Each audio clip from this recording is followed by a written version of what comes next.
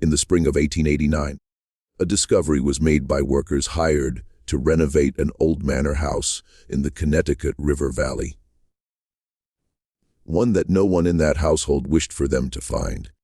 Sealed within a cavity between the original stone wall and a later oak paneled addition, they uncovered a bundle of 17 letters, tied with a strip of black ribbon that had long since stiffened into something more akin to wire. The foreman who opened the bundle claimed he read only the first 3 lines of the top letter before folding it shut and leaving the property entirely, never to return for his wages. Those letters were addressed to a woman who had been deceased for over 3 decades. They detailed, with meticulous and damning precision, a series of events dating back to the winter of 1843.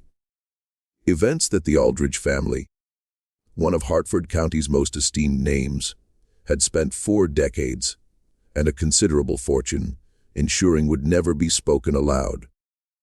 What those letters contained did not merely embarrass the Aldridges, it destroyed them. Within 18 months of that discovery, the eldest son had fled to Canada under an assumed name. The family estate was sold at auction to satisfy a cascade of legal claims, and the family patriarch, 81 years old, half-blind, and reportedly still insisting everything was a fabrication, died alone in a rented room above a druggist shop in Middletown. Before we proceed with the story of the Aldridge family and the letters that undid them, take a moment to subscribe to Liturgy of Fear and turn on the notification bell so you never miss a story like this one. Tell us in the comments where you're listening from tonight. What city? What state? We want to know who is out there in the dark with us, because the dark, as the Aldridges discovered, possesses a very long memory. The Connecticut River Valley in the early decades of the 19th century was a place deeply convinced of its own respectability. The towns lining the river, Middletown, Hartford, Wethersfield, Glastonbury, were old in the American sense, meaning they had existed long enough that their founding families had forgotten what uncertainty felt like. The valley had grown prosperous through trade, river commerce, tobacco insurance, and manufacturing. By the 1840s, Hartford was the kind of city that sent its sons to Yale as a matter of routine and expected them to return ready to manage money, institutions, and appearances, in roughly that order. That sequence, money, institutions, appearances, was not accidental. In Connecticut during this era, appearances were a form of infrastructure. They sustained credit, which sustained commerce, which sustained the household, the name, and the position. Managing appearances was not considered dishonesty. It was understood as the ordinary work of a civilized community, the maintenance of a shared fiction that allowed people of different stations to coexist within acknowledged rules. The rules in 1840s Hartford were intricate, governing who could occupy which church pew, who could serve on which committee, who could be visited, and who required an introduction versus a mere greeting. These distinctions mapped onto a social hierarchy that was never formally codified, but was understood by everyone within it as precisely and automatically as a musical score is understood by a trained musician. This was the world into which Patience Cobb had been inserted as a young woman and in which she lived. As domestic servants live, simultaneously inside and outside the family's intimate life. She ate in the kitchen. She managed the household functions that made its social performances possible. She understood the machinery behind the performance, much as stagehands understand it, from a vantage point that provides, if you pay attention, a more complete picture of what is actually happening than the audience ever receives. The Aldridges had been managing appearances since at least 1701. When the first of them, Cornelius Aldrich, arrived from Rhode Island with modest capital and considerable ambition, purchasing farmland along the eastern bank of the river, and beginning the slow work of becoming someone worth knowing. His descendants had succeeded admirably.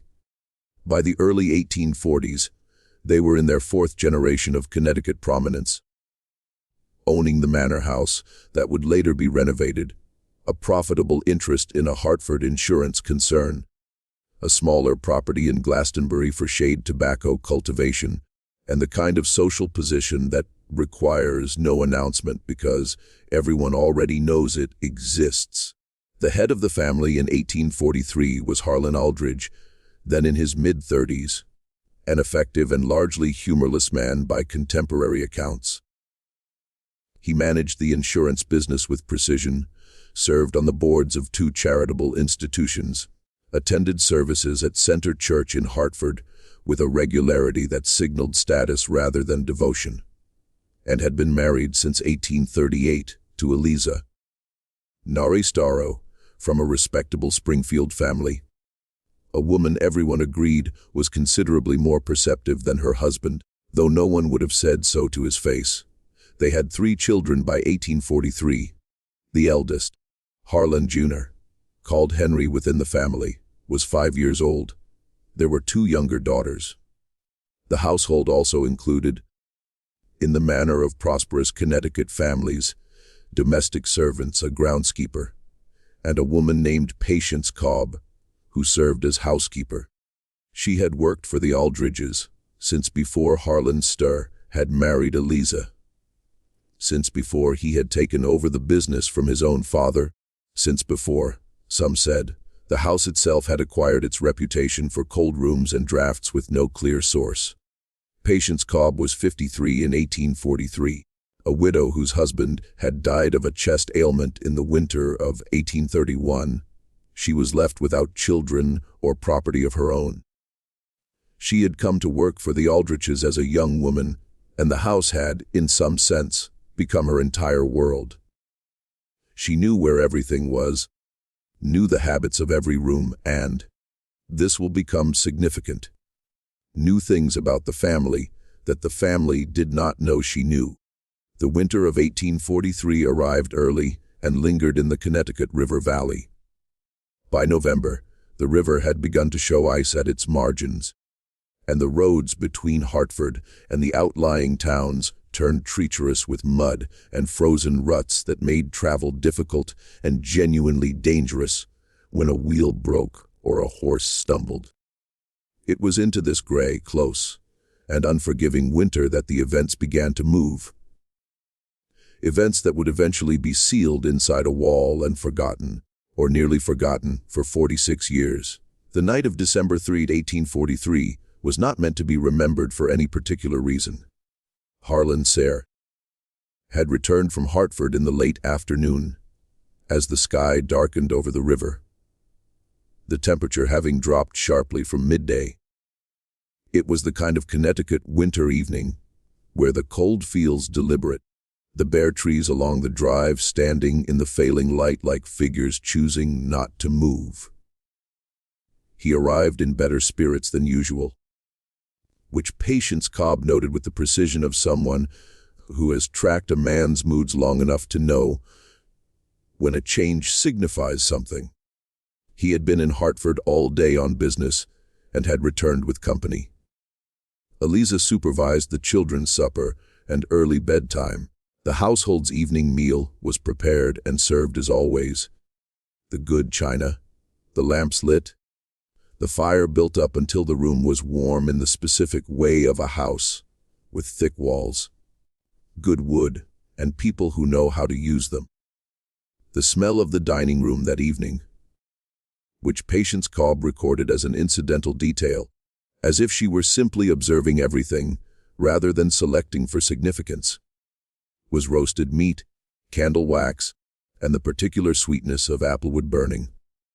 Daniel Ferris, 26, recently engaged, hired as a clerk in the insurance office, had arrived that afternoon with Harlan Starr and was invited to stay the night given the worsening weather. He was, by Patience Cobb's brief description, a young man of pleasant manners and an eager to please quality that subordinate professionals sometimes develop when they understand their advancement depends on a specific person's goodwill. He thanked Patience for preparing the guest room, carried his own bag upstairs. By all visible signs, an ordinary guest in ordinary circumstances. This detail, the presence of Daniel Ferris, would become, in retrospect, the hinge on which everything turned. What is known, or what can be reconstructed from the evidence that later emerged, is this: Daniel Ferris did not sleep in the guest room that night. At some point between 10 p.m. and 3 a.m., he was elsewhere in the house. During those same hours, Eliza Aldridge was not in the bedroom she shared with her husband, who, according to his own account, slept with the help of laudanum prescribed for recurring back pain. Also known as that Patience Cobb, whose room was on the ground floor near the kitchen, did not sleep at all that night. She heard things. The house's ordinary nighttime sounds. The settling of old stone against newer wood, the movement of air through corridors, never entirely sealed against winter. The distant sound of the river if the wind was right. But beneath these, she heard something not ordinary. Footsteps that didn't match the pattern of a resting household. A door that opened and didn't immediately close. Voices, very low, in the corridor above the kitchen. Not words she could transcribe, but voices with a specific emotional register she recognized. The low urgency of people who do not want to be heard. She saw, through a partially open door, something she was not meant to see. And she wrote it down. Not immediately, not that night, but within the following days, in a letter addressed to her sister in New Haven. A letter she ultimately did not send, but kept instead, folded inside a larger bundle she added to over the following years with the methodical, quiet precision of someone who understands that truth, to be useful, must be preserved in a form that will survive. The morning after Daniel Ferris spent the night at the Aldridge estate, he left before breakfast. Harlan Seastern saw him off at the door, parting from him in the ordinary manner of an employer, bidding a valued employee a comfortable journey. Eliza did not come downstairs until mid-morning, complaining of a headache. The children were kept in the nursery. 3 weeks later, Daniel Ferris resigned from the insurance concern, citing a desire to pursue an opportunity in Boston. Harlan Sir provided him with an unusually warm letter of recommendation. Ferris departed for Boston in January 1844, and as far as the official record goes, had no further contact with the Aldridge family. But the official record, as Patience Cobb well understood, is not the only kind. What Patience Cobb had seen through that partially open door on the night of December 3 was not by itself necessarily the thing that unraveled everything. Affairs among the wealthy classes of mid-19th century New England were not precisely common knowledge, but neither were they unheard of. What made the Cobb letters? For that is what they eventually became. Different from a simple account of marital infidelity, was what Patience Cobb understood about the context in which that night had occurred. To explain this, we must go back slightly further to the summer and autumn of 1843, before Daniel Ferris arrived at the manor house on that cold December afternoon. That summer, a young woman named Mercy Dunbar came to work at the Aldridge estate as a household servant. She was 17, the daughter of a farming family from Glastonbury, brought in to help with increased labor after another servant left to be married. Mercy Dunbar was, by all accounts, a quiet and industrious girl, not without intelligence, with a directness of manner that Patience Cobb would later describe as both her greatest quality and the quality that most imperiled her. By September 1843, Mercy Dunbar had attracted the attention of Harlan Aldridge Sester in a way that left no room for misinterpretation. Patience Cobb saw this. She had worked for the family long enough to recognize what she was looking at, and long enough to understand that the correct response in her position was to see nothing, say nothing and file everything away. What complicated the situation and gave Patience Cobb's eventual account its particular weight was that Eliza Aldridge also saw what was happening. And Eliza Aldridge, considerably more perceptive than her husband, drew a conclusion he apparently had not considered, that the best way to redirect a dangerous situation was to provide a substitute for the danger. Daniel Ferris was not, in other words, a random choice. He was a young man of modest means and significant ambitions, employed in her husband's own business, and therefore someone whose discretion could reasonably be counted upon. He was also, Patience Cobb recorded with careful precision, someone for whom Eliza Aldridge had developed a genuine attachment over the preceding year through the ordinary social contacts of a businessman's household. Dinners, holiday gatherings, the incidental proximity of a small professional world. Whether Eliza's calculation was correct, whether she believed redirecting her husband's attention by occupying her own was rational, or whether the rationalization came later to explain what had happened for simpler reasons, is a question the letters leave open. What they do not leave open is the sequence of events, or the fact that Patience Cobb, from her position of invisible domestic authority, had observed most of it with the thoroughness of a woman who learned over decades of service that the powerful are observed most accurately by those they have learned to look through. By the spring of 1844, Mercy Dunbar had left the Aldrich household. The official reason was that she had returned to her family in Glastonbury. Patience Cobb's letters suggest a different story, that Mercy Dunbar left because she had been given money and a clear understanding of what would happen to her family's tenancy on Aldrich land. The Dunbars rented from an estate connected to the Aldrich tobacco interest. If she failed to depart quietly and permanently, the consequences would be severe. This too Patience Cobb had seen, and this too she wrote down. The years following 1844 were, on the surface, years of consolidation and quiet success for the Aldrich family. Harlan Sester expanded the insurance concern. The elder son, Henry, was sent to a preparatory school in New Haven, then to Yale as expected. The daughters made respectable marriages. Eliza Aldridge became, over the decades, the kind of matriarch praised for her composure and charitable work. Her early beauty settled into a serene authority.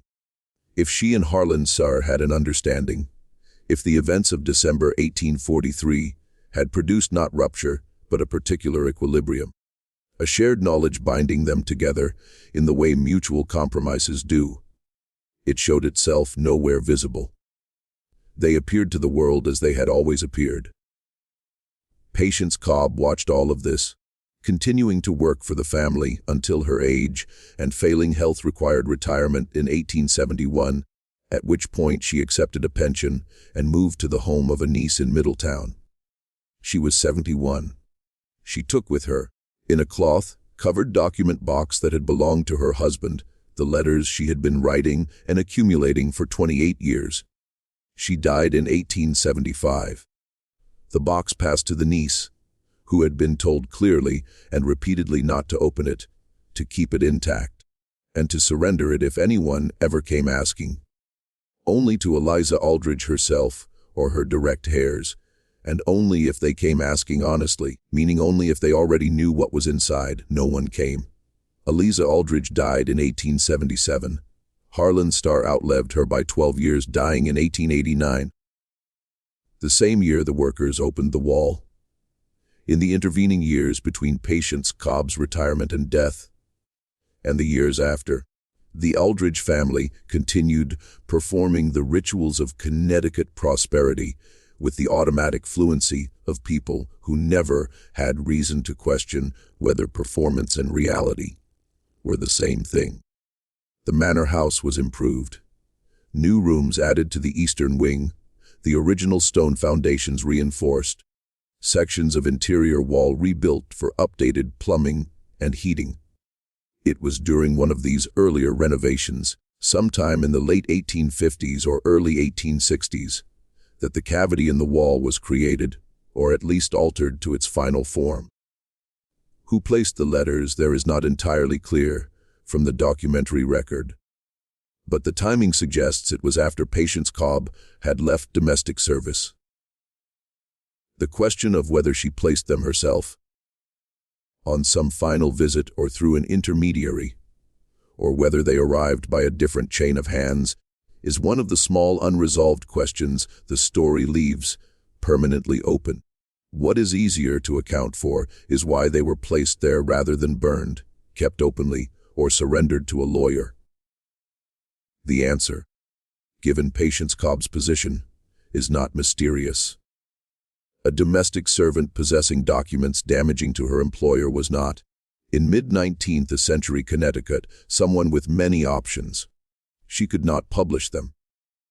She could not give them to a lawyer. The legal system offered limited standing to a woman of her station, and none at all to someone making claims against a family, like the Aldridges, without substantial resources.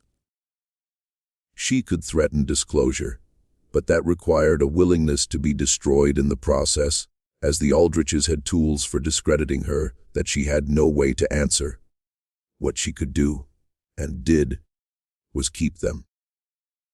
She kept the letters because keeping them was the only form of preservation available to her, and she placed them somewhere they would not be destroyed by accident or by the tidying impulses of a household with every reason to clear out an elderly retired housekeeper's papers. A wall is not a safe, but it is permanent in a way a drawer or trunk or document box is not quite permanent enough. The wall held them for somewhere between 20 and 30 years, through 2 changes of household staff, through the deaths of both of Henry Aldridge's parents, through the conversion of several rooms from their original purpose to new ones, and through the ordinary erosion of time on a house that is maintained, but not loved, kept functional, but not cherished, operated as a property rather than inhabited as a home. And then the workers came with their tools in the spring of 1889, and the wall gave them up. The foreman read 3 lines and walked away, and the story Patience Cobb had spent 28 years writing down began its journey toward the light. The niece, Clara Howd, was still alive in 1889. She had kept the box for 14 years undisturbed. When she read in the Middletown newspaper a brief item about renovations at the old Aldridge estate, she made a decision. She did not send the letters to the family. She sent them to the family's former lawyer, Solomon Graves, who had retired from practice in Hartford and was known to have accumulated, over his long career, a quantity of information about powerful families that made him a person worth staying on reasonable terms with. Solomon Graves received the box from Clara Howd in April 1889. He read its contents over 3 days. Then he wrote 2 letters, the first to Henry Aldridge, now the family patriarch, the second to a journalist in New Haven, a man Henry Aldridge had never heard of. He sent both on the same afternoon. Henry Aldridge received Solomon Graves' letter on a Wednesday morning in late April. He read it standing in the hallway of the Hartford townhouse, a newer house purchased a decade earlier, when the old manor had become impractical to maintain. His wife later reported that she knew from the look on his face, before he had said a single word, that something had shifted in the architecture of their lives. The letter from Solomon Graves was, by the standards of blackmail, for that is ultimately what it was, a masterpiece of its genre, performed with the careful indirection of a former lawyer who understood precisely how close to the line he could walk. It did not threaten, it informed. It conveyed the existence of letters describing events involving the Aldridge family between 1843 and 1871. It noted that these had recently come into Graves' possession and that he had read them with considerable attention. It expressed, in measured and almost sympathetic language, concern about what might happen if their contents became known to persons outside the legal and confidential context in which Graves was sharing them. It concluded with a suggestion that a meeting might be productive. It said nothing about the journalist in New Haven. That letter, sent the same afternoon, told a different story to a different audience. Henry Aldridge did not respond immediately. He was, by temperament, a man who did not act under pressure, who believed, in the way of men who have grown up watching power operate from a safe distance, that any problem can be managed if you do not panic, do not speak, and do not move too quickly. He spent a day and a half doing nothing visible, which is to say, he spent a day and a half doing a great deal internally. He had known, in some general way, about events in the 1840s that were not discussed. He had known, in the way children know, things they absorb from the atmosphere of a household rather than direct disclosure, that there were arrangements in his parents' marriage, not for public consumption. He had not known about Patience Cobb. He had not known that 28 years of domestic observation had been transcribed with the care of someone who understood that testimony requires specificity, and that specificity requires attention.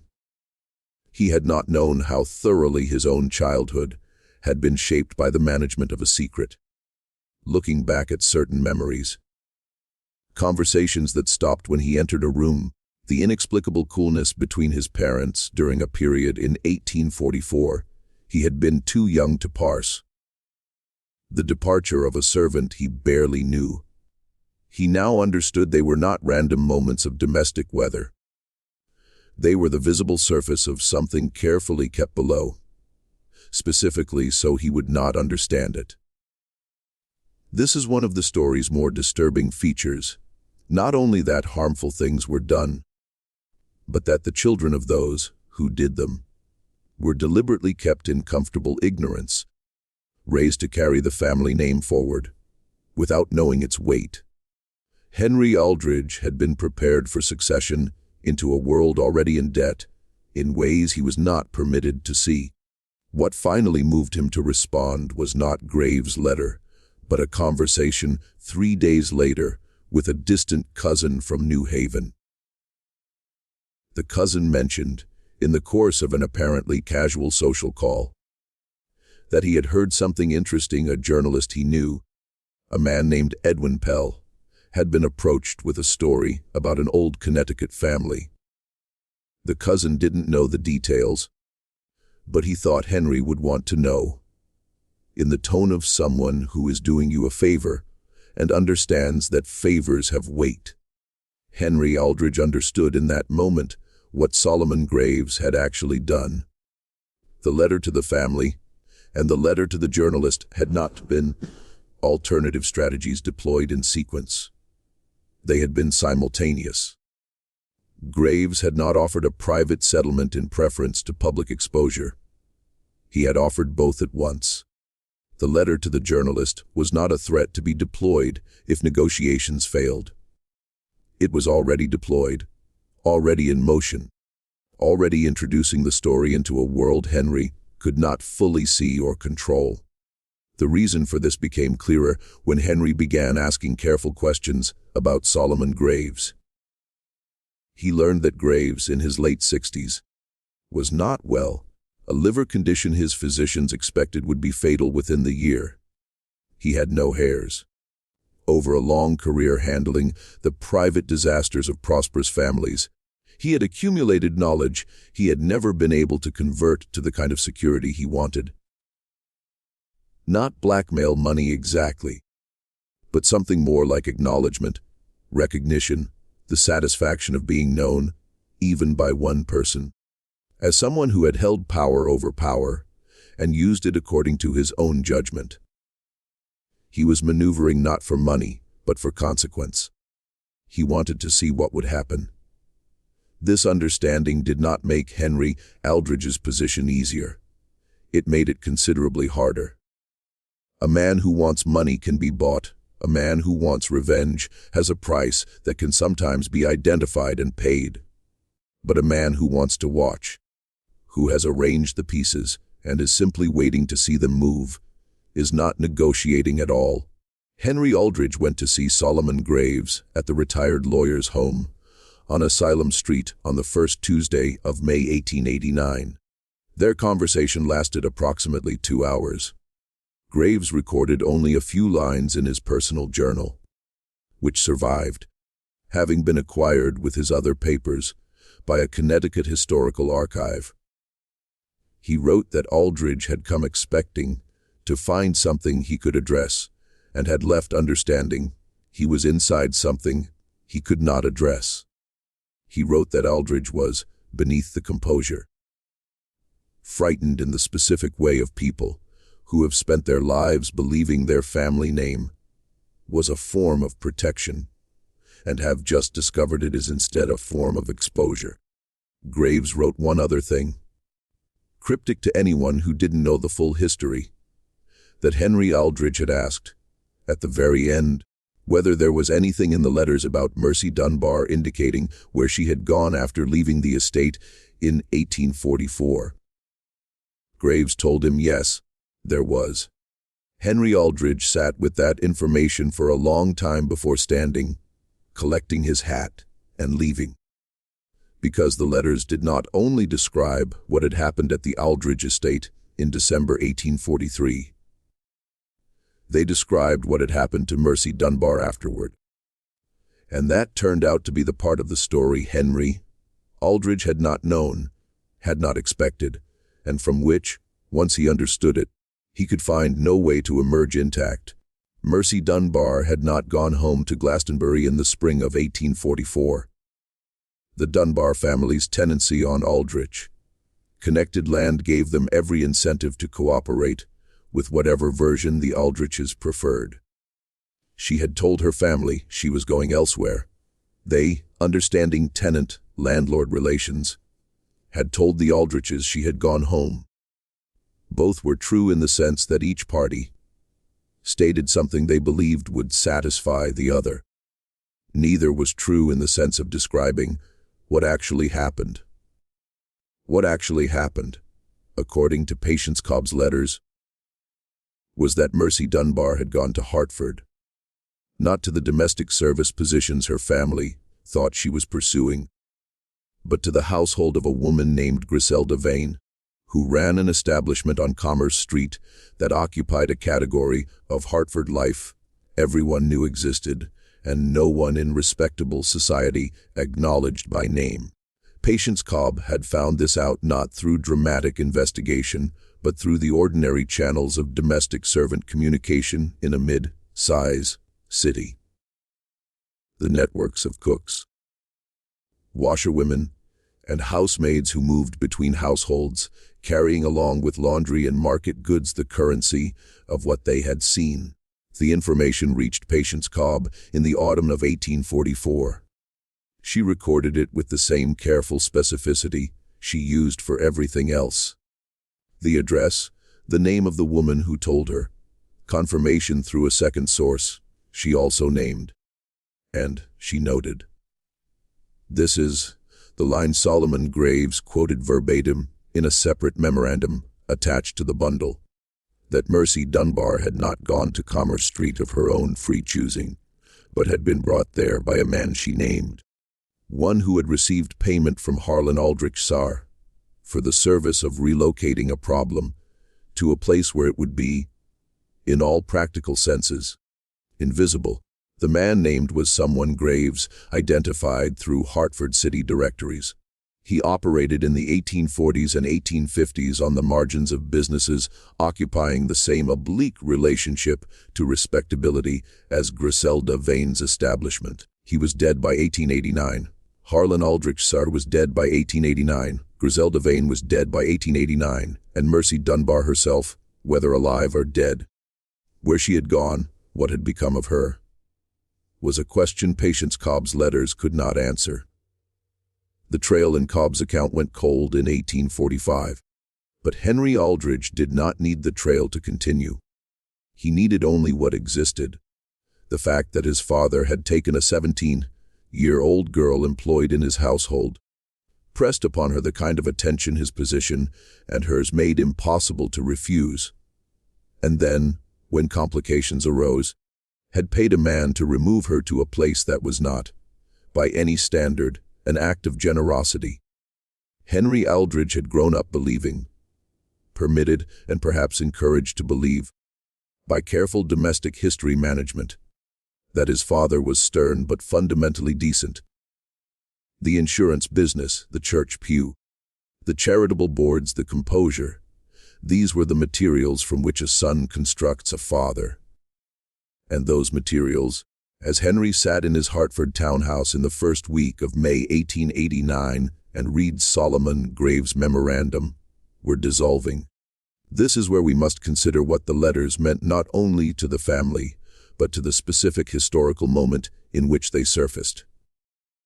By 1889, the United States had been debating for nearly 3 decades the meaning of what had occurred before the Civil War. What had been permitted, concealed, and what the comfortable classes of the antebellum North had known and chosen not to examine.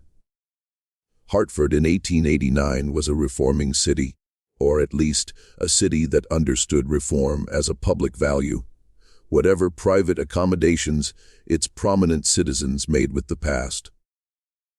Newspapers covered labor questions, temperance, the condition of women, the responsibilities of the wealthy to the less fortunate. It was not a moment when a story about a prosperous Hartford family and a 17-year-old servant girl could be received as a minor social embarrassment. It was a moment when that story carried specific weight, and readers would know exactly what it meant. Edwin Pell, the New Haven journalist Solomon Graves had contacted, was 34 years old and had built a modest reputation for covering financial irregularities and the private behavior of prominent men. He was not a powerful figure by larger press standards, but he was persistent, competent, and understood that a story with documents, where someone had written things down in real time and those documents survived, was of a different order than one based on memory and accusation. He contacted Graves to confirm the documents were genuine. Graves provided not the letters themselves, but his memorandum with 3 specific passages, transcribed verbatim from Patience Cobb's account, embellished with dates and contextualizing details that allowed careful verification against public records. The Commerce Street address, the name of the man Harlan Sarr had paid, the dates of Mercy Dunbar's employment and departure. Pell spent 2 weeks checking what could be checked. The Commerce Street establishment appeared in city directories from the period. The man Patience Cobb named had a documented existence. The dates of Mercy Dunbar's employment could be triangulated with parish records from Glastonbury. He went to Hartford, asking questions of people who had known the Aldrich family in the 1840s. Most declined to speak. 2 did not. A retired clerk from the insurance concern who remembered Daniel Ferris with surprising precision, and an elderly woman who had been a neighbor, and said only that she had always wondered about that winter. Some things, you see, you cannot explain away no matter how long you try. The story appeared in the New Haven paper on June 14, 1889. By later journalism standards, it was not a long piece, perhaps 4 columns, written with the careful hedging of a journalist who understood libel law and the difference between what he knew and what he could prove. But it was specific. It named the Aldridge family, described the general nature of the letters and the circumstances of their discovery, reported what could be confirmed about Mercy Dunbar's background and employment, and reported, in guarded but unmistakable language, the documented connection between Harlan Aldridge Sester and the Commerce Street establishment. The New Haven paper had modest circulation, but stories travel in ways circulation figures do not capture. This one traveled quickly, picked up within a week by a Hartford paper, and then a Springfield paper, each with its own additions and framings, each adding the particular texture of a community that had known the Aldridge family and now found itself looking at what it knew through a new lens.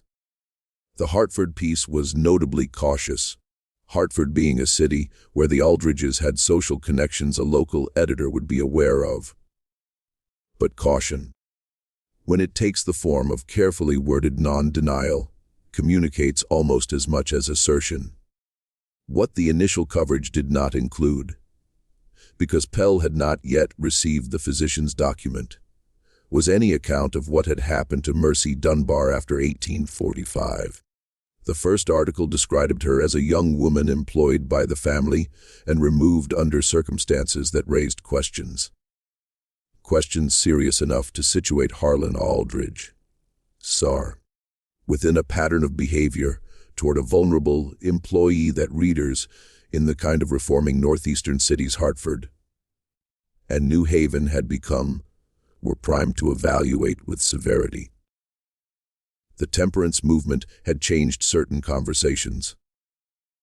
The emerging discourse around the condition of working women, investigations into industrial labor that had produced legislative attention in Massachusetts and Connecticut, and the spreading influence of settlement house reformers who documented what actually happened to young women of limited means when protective systems failed.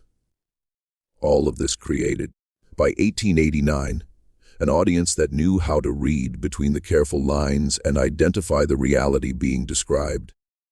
It did not fully know who was doing the describing. Patience Cobb's name did not appear in any articles. She was referred to only as a source whose written account had been preserved and authenticated. Some readers wrote to the paper asking about her. Pell did not identify her publicly, having decided that naming her served no purpose she would have endorsed. She had not wanted credit. She had wanted the truth to survive.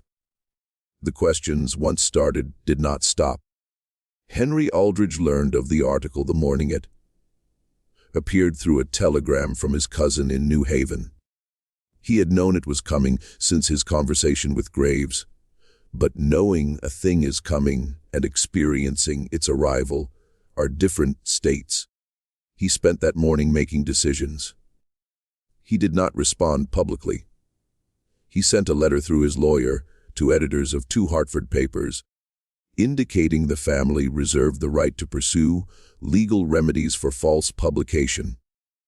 They ran brief items acknowledging the story and noting the family's response. What he did not do, and what makes this aspect significant, was seek out any information about Mercy Dunbar beyond what Graves had told him. He did not try to find her, did not attempt to determine what had become of her. This omission was noticed by Pell, who wrote about it in a follow-up piece in August, leaving its significance for readers to interpret. The follow-up piece did the serious damage. By August, Pell had been in correspondence with people the first article had shaken loose. People who had known the Aldriches in the 1840s, who had known Griselda Vane's establishment, who existed in that stratum of a mid-19th century city that keeps its own records, even when official records are silent. One correspondent provided a document Pell had not expected to find, a record kept by a physician who provided irregular services to Vane's establishment in the late 1840s. The physician was dead. The record had passed through a chain of transfers, too complicated to summarize, into the possession of a medical society that had not examined it. It contained, among other entries, a reference to a young woman referred to by a first name consistent with Mercy Dunbar's, receiving treatment in the spring of 1845 for a condition the physician's notation described in period language. Obscure, but which Pell confirmed with 2 practicing physicians without ambiguity. The follow-up article said, as plainly as it dared, that Mercy Dunbar had not merely been removed from the Aldrich household, but under circumstances that produced consequences for her health and life, that the Aldrich family, specifically Harlan Aldrich Session, had done nothing to address or acknowledge. Whether Mercy Dunbar survived, whether she was alive in 1889 somewhere in New England, or beyond living under her own name or another, Pell could not determine. He said so in the article. He asked anyone with information about a woman named Mercy Dunbar, born in Glastonbury, Connecticut, approximately 1826, to contact him. 3 people did, none of whose accounts could be verified. One described a woman who died in New Haven in 1852. One described a woman living in Springfield in 1889 under a different name. The third sent a brief unsigned note with a Boston postmark saying only, "She survived." Pell published all 3 in a third article in October, adding a reflection of his own, perhaps the line most frequently quoted from the entire episode, that the records of powerful families are the records they choose to keep, and the records of women like Mercy Dunbar survive by accident in the margins of other people's accounts, dependent for their existence on the persistence of someone who thought they mattered. The someone in this case had been Patience Cobb,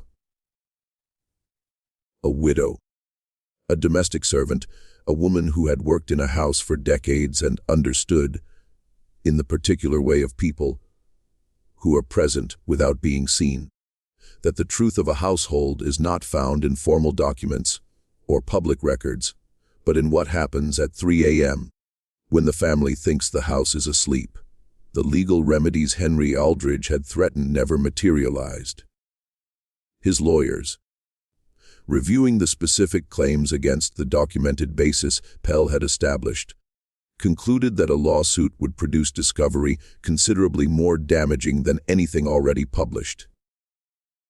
There was no suit. What followed was not dramatic in the way of legal proceedings or public confrontations. It was the quieter drama of a family's position simply ceasing to be maintained. Institutions that had included Aldridges on their boards found the association complicated. Business relationships dependent on the social weight of the Aldridge name found the same. The insurance concern, profitable for decades, found its management transition complicated by questions no one asked aloud, but everyone was asking. Henry Aldridge's younger brother, Charles, who had built a separate professional life in Boston, severed contact with the Hartford branch in the winter of 1889 without public explanation. His wife, it was understood, had insisted. Their children used a modified version of the family name in some contexts, and their mother's maiden name in others, a sufficiently clear signal in the social grammar of the period. Henry Aldridge himself held on longer than anyone expected. He spent 1890 attempting to stabilize the family's position through public charity, donations to institutions, visible church attendance, and the purchase of a memorial window for Center Church in his father's name. A gesture of posthumous rehabilitation, received with a silence that told him everything about whether it would work. He engaged in private legal maneuvering aimed at reducing the estate's exposure to claims that had begun to accumulate. Some financial, others stranger, from descendants of people tangentially connected to the 1840s events, who had been given by the articles a language for grievances previously unarticulated. The estate was put up for auction in the autumn of 1891. The old manor house, the tobacco property in Glastonbury, the Hartford townhouse, all of it went over 18 months to satisfy debts and settlements. The Aldridge family's reduced income and social position could no longer service. The auction of the manor house contents was reported in the Hartford Courant in a single paragraph, noting the house had been purchased by a manufacturing concern that planned to demolish the original structure. Henry Aldridge left Hartford in 1892, going to Montreal, where he had a connection through the insurance industry and where his family name meant nothing. He lived there until 1907, working in a modest administrative capacity, and died without returning to Connecticut. Harlan Aldridge, Sr., the patriarch whose actions in 1843 set all of this in motion, died in the Middletown rented room in the autumn of 1889, a few months after the first article appeared. He had been informed of its publication. His reaction, as reported by the druggist, whose shop was below his room, was to say it was all lies and fabrications, that he had never done anything not in accordance with his position and times, and that those responsible for spreading such material were common criminals. He said this with conviction, untroubled by doubt. This is perhaps the most unsettling detail in the entire story, not the events themselves, not the letters in the wall, not the trail of documents Patience Cobb assembled across 3 decades, but the old man in the rented room insisting, until his last days, he had done nothing wrong. Speaking from inside the logic of his own world, where his position entitled him to certain behaviors, where those below him existed primarily in relation to his needs, where the management of consequences was simply what a man of his standing did. He was not performing innocence, he believed it. Solomon Graves lived long enough to read all 3 of Pell's articles. He died in December 1889, 6 months after sending the letters to their destinations. His personal journal, the one that survived into the historical archive, ends in November with a brief entry that does not, despite everything, sound like the entry of a satisfied man. It says only that he had hoped to know what had become of the girl, and he did not, and that this would have to be enough. Clara Howd, Patience Cobb's niece, was never contacted by any journalist or lawyer. She had transferred the box to Solomon Graves and asked nothing in return, except to know it had gone somewhere that would do something with it. She lived until 1898. Whether she ever read the articles, whether she knew the outcome of what she had set in motion, is not recorded.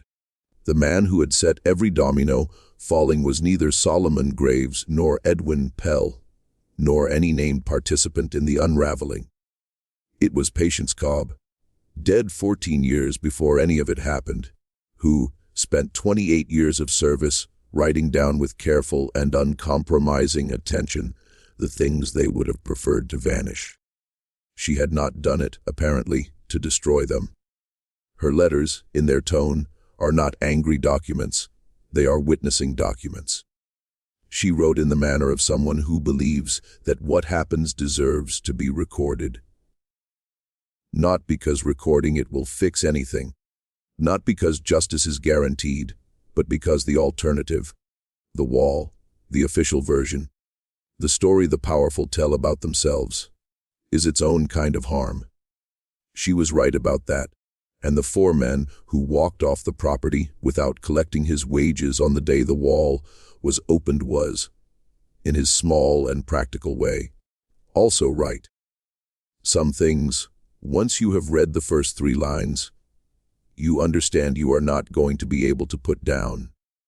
This mystery shows us something every era understands, and every era forgets, that the records of the powerful are kept by the powerful, and the records of everyone else survive by accident, by persistence, and occasionally by the stubbornness of a woman with a cloth.